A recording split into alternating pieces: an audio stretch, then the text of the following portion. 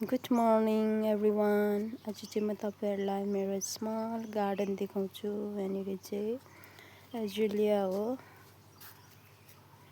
Pink pink कलरको फुल छ। यो चाहिँ दामी भएको छ। अहिले फुल्यो भने म तपाईँहरूलाई देखाउँछु। यो भयो मेरीगोल्ड, दिवालीमा रोपेको, अझै फुलिरहेको छ। यो भयो मनी फुल, यो पनि फुल्नु आँटेको छ, वाइट कलरको हो।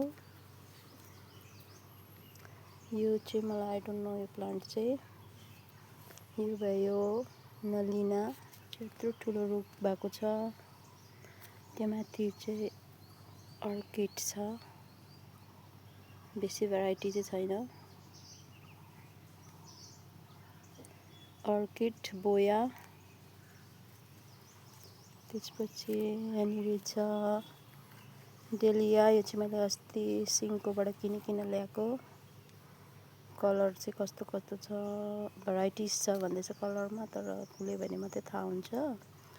यो पनि एजुलिया हो, सिङ्गल भेराइटीको, तर फुल्दाखेरि चाहिँ एकदमै राम्रो हुन्छ। यो भयो एलोभेरा, मेडिसिनल प्लान्ट। त्यसपछि यो छ प्लाम प्लान्ट, अरू पनि छ गार्डनमा फुलहरू। Thank you for watching.